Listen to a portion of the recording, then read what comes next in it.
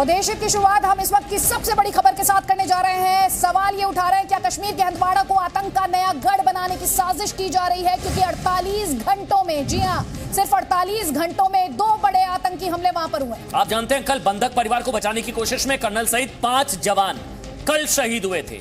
लश्कर का top commander मारा गया था और आज फिर एक बार फिर हंदवाड़ा में ही सीआरपीएफ के 3 जवान आतंकी हमले में शहीद हो गए हैं। 3 जवान आज, और मतलब 48 घंटे में 8 जवान शहीद। 6 जवान इस वक्त जख्मी भी है। ज्यादा डिटेल्स के लिए रुक करेंगे जी मेरे संवाददाता खालिद हुसैन का। खालिद, इस हमले को लेकर सबसे पहले क्या डिटेल्स? देखिए, अभी भी सर्च ऑपरेशन इस पूरे इलाके में जारी है।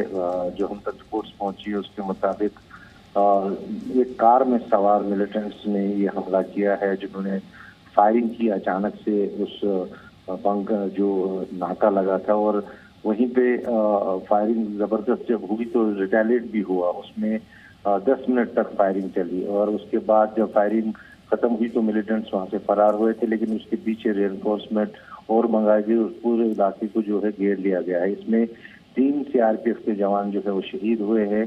ये 2 तो स्पॉट पे ही दम तोड़ दिया था उन्होंने, और एक ने जो है हॉस्पिटल में दम तोड़ा है। इसके अलावा बताया जा रहा है कि 6 और लोग घायल हैं सीआरपीएफ के, जिनका इलाज चल रहा है इस वक्त हॉस्पिटल में।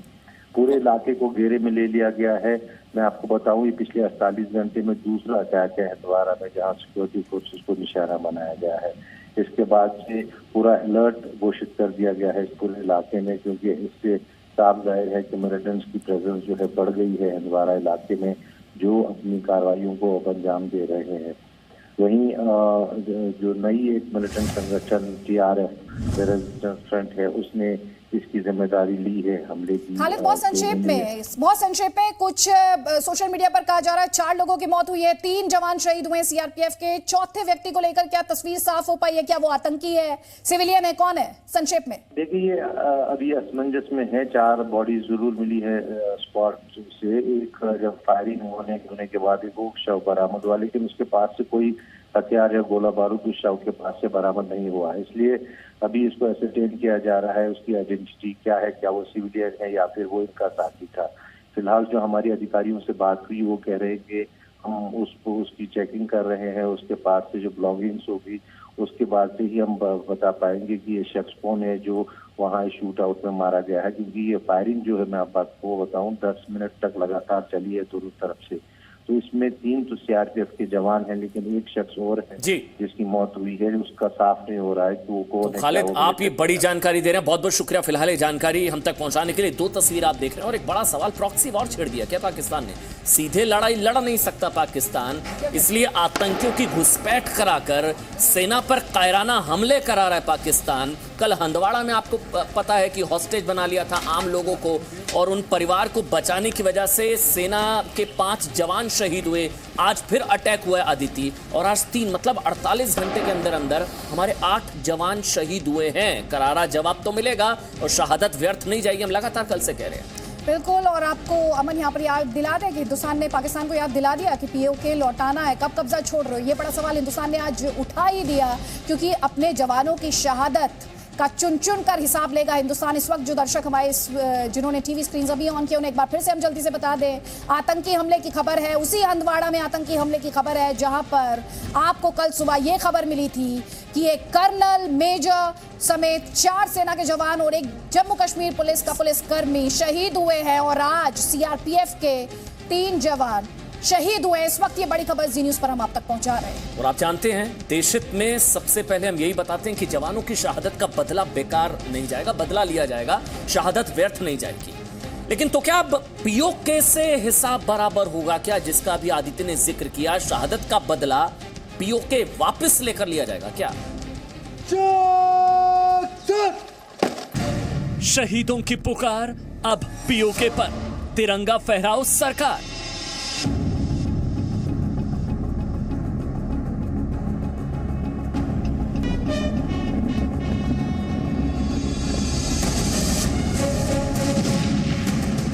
शहीदों के परिवार की मांग पर, हर हिंदुस्तानी के आह्वान पर और जम्मू कश्मीर में 370 पर अपार कामयाबी के 9 महीने बाद प्रधानमंत्री नरेंद्र मोदी अब लेकर आ रहे हैं पीओके धमाका। पुलवामा में आतंक के खिलाफ इस धमाके की गूंज सुन लो पाकिस्तान। ये धमाका पीओके के लिए हिंदुस्तान का ऐलान जंग है। कुछ हिस्सा उनके हाथ चला गया, गैर कानूनी तरीके से कब्जा करके रखा और वो कसक कभी भी हमारे दिलों में है।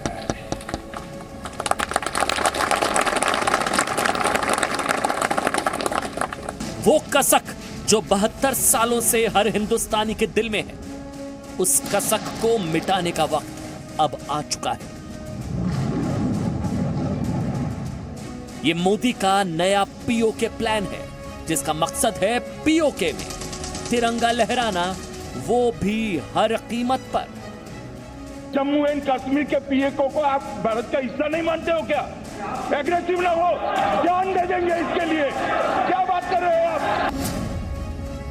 बदले की गूंज सुनाएंगे, पीओके में तिरंगा लहराएंगे। हमारे 5 जवानों की शहादत के बदले अब पीओके में हिसाब बराबर। तो अब आप यहाँ पर समझिए पिछले 48 घंटों में, जी हाँ 48 घंटों में सेना के 4 जवान, जिसमें एक कर्नल यानी सीओ, उनके अलावा मेजर और 2 जवान सेना के, एक जम्मू कश्मीर का पुलिसकर्मी और साथ ही आपको ये बता दें सीआरपीएफ के 3 जवान, यानी कुल मिलाकर 8 शहादत। वैसे आपको बता दें, जवानों की शहादत का बदला अब पीओके से लेना जरूरी हो गया है। मतलब बड़ी कीमत चुकानी पड़ेगी पाकिस्तान को। सूद समेत बदला इस शहादत का पाकिस्तान से लिया जाएगा पीओके लेकर। चलिए आपको प्रधानमंत्री नरेंद्र मोदी का पीओके वाला धमाका दिखा देते हैं। जम्मू कश्मीर को 370 से आजादी दिलाने वाला फैसला पीओके पर तिरंगा लहराने की ओर बढ़ने वाला पहला कदम था। वो 5 अगस्त 2019 की तारीख थी और उसके बाद अब तक 9 महीने गुजर चुके हैं। इन 9 महीनों में पाकिस्तान ने सिर्फ 3 काम किए। पहला, सीज फायर उल्लंघन, दूसरा घुसपैठ की कोशिश और तीसरा कश्मीर पर दुष्प्रचार। लेकिन इन 9 महीनों में भारत ने संपूर्ण जम्मू कश्मीर पर अपनी तैयारी दुरुस्त की। मोदी सरकार ने इन 9 महीनों के दौरान पाकिस्तान के कब्जे वाले कश्मीर को आजाद कराने का प्लान तैयार किया, फिर चाहे वो युद्ध के मोर्चे पर हो या फिर कूटनीतिक मोर्चे पर।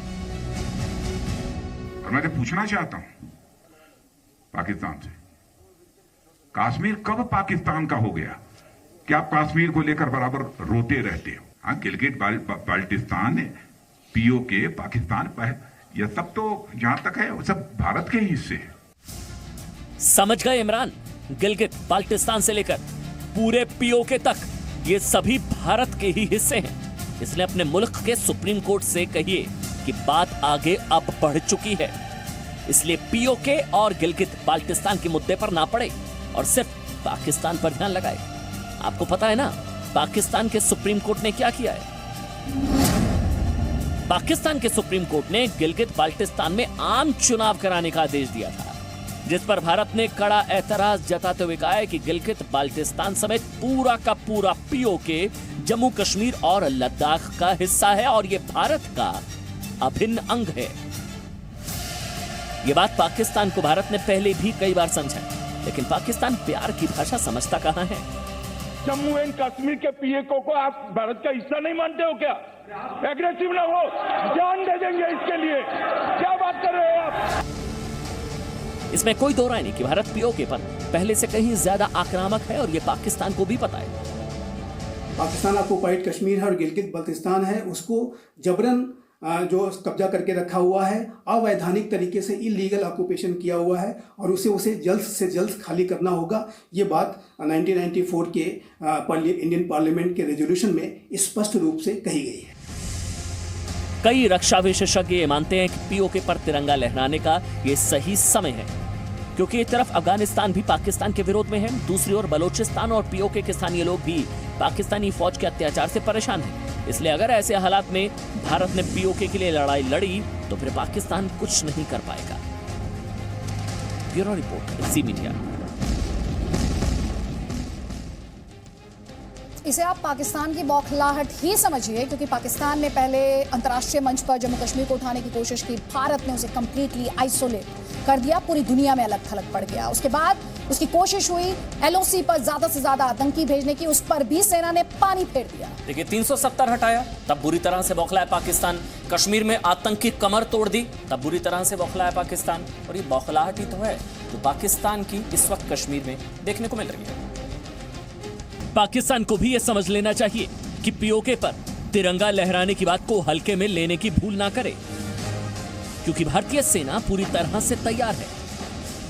सिर्फ दिल्ली से हरी झंडी मिलने का इंतजार है, और जब तक हरी झंडी नहीं मिल जाती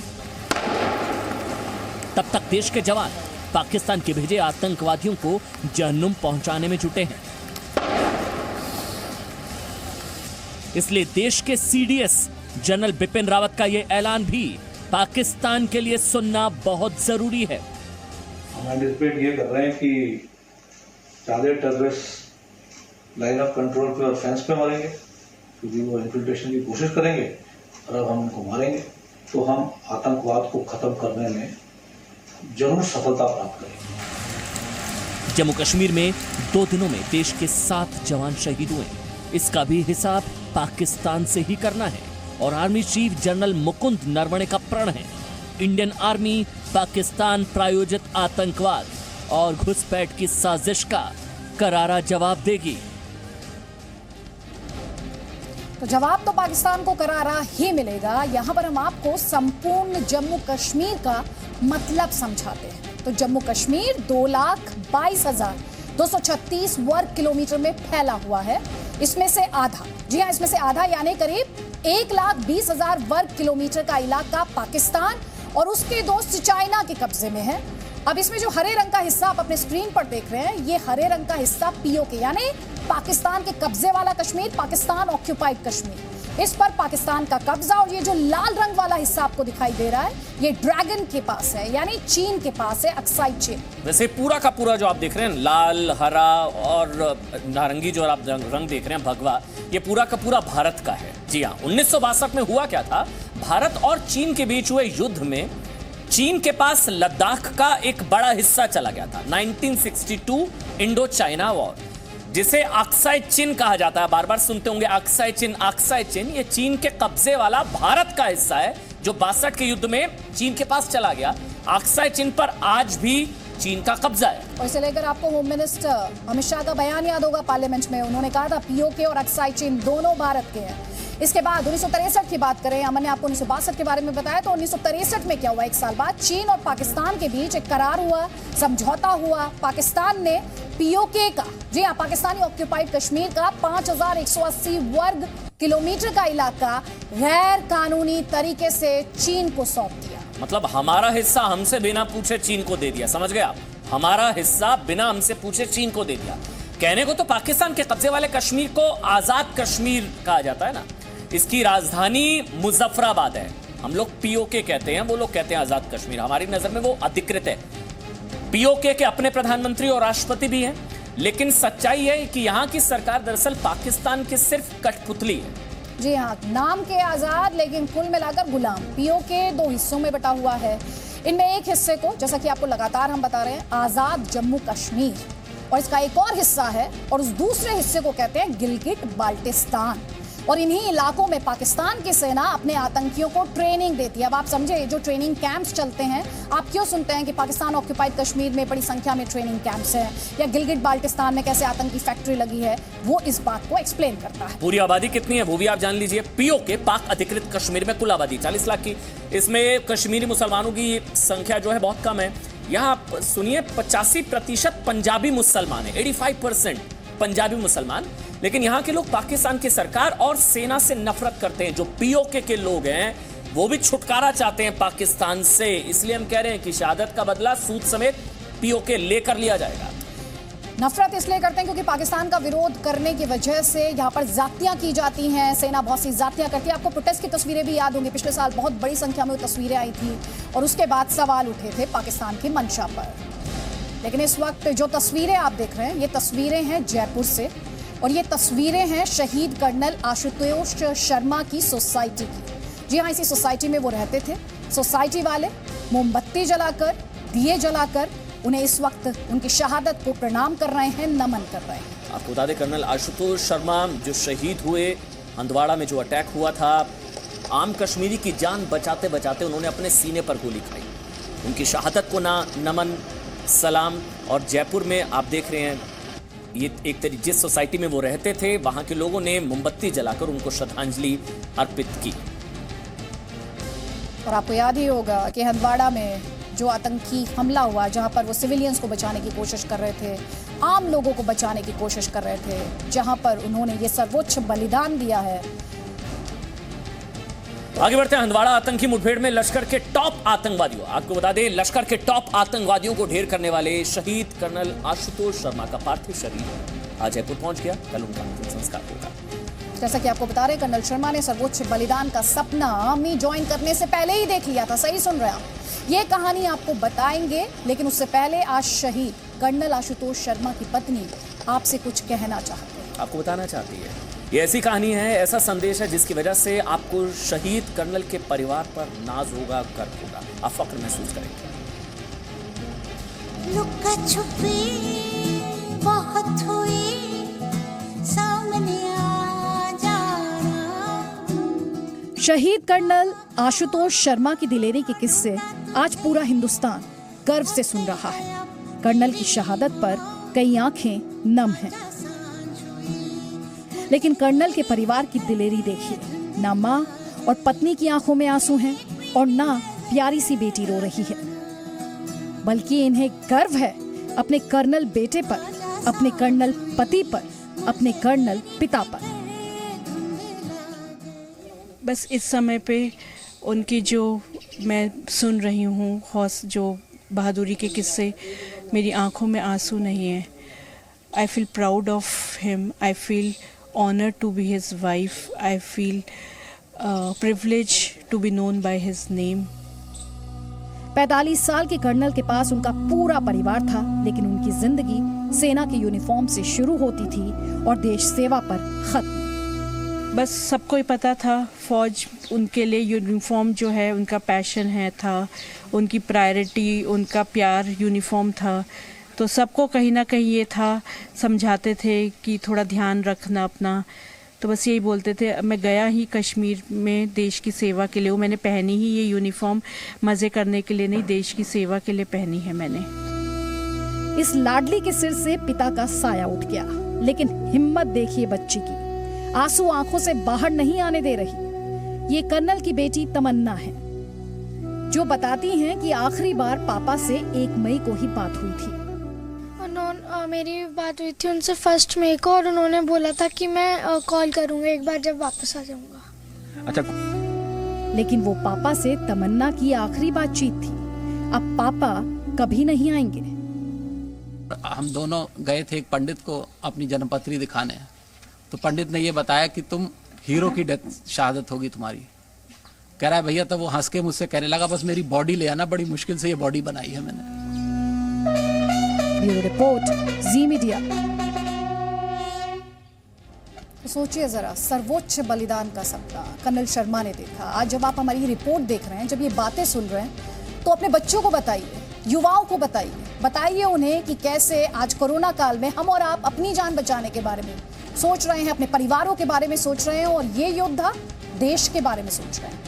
देश के लिए, आपके लिए, मेरे लिए, हम सबके लिए अपनी जान की बाजी लगा रहे हैं। मतलब ये हौसले का दिया है, ये हौसले की रोशनी है, ये सर्वोच्च बलिदान को सम्मान है, सलाम है, श्रद्धांजलि है कि जिन्होंने सीमा पर हम सबके लिए अपने प्राणों की आहुति दी। चले अब आपको शहीद मेजर अनुज सूद के पराक्रम की कहानी दिखाते हैं। वाकई ये कहानी सुनकर आप सलाम करेंगे, और कोई इतना हिम्मती कैसे हो सकता है, आपको फक्र होगा, आप नाज महसूस करेंगे। इतनी हिम्मत, 30 साल के थे मेजर अनुज सूद। सोचिए जरा, सिर्फ 4 महीने, जी हाँ, सिर्फ 4 महीने पहले शादी हुई थी। उनकी सबसे बड़ी ख्वाहिश थी आर्मी ऑफिसर बनना। आपको यहाँ पर बता दूं, अपने स्कूल में, एनडीए में वो थ्रू आउट टॉपर रहे।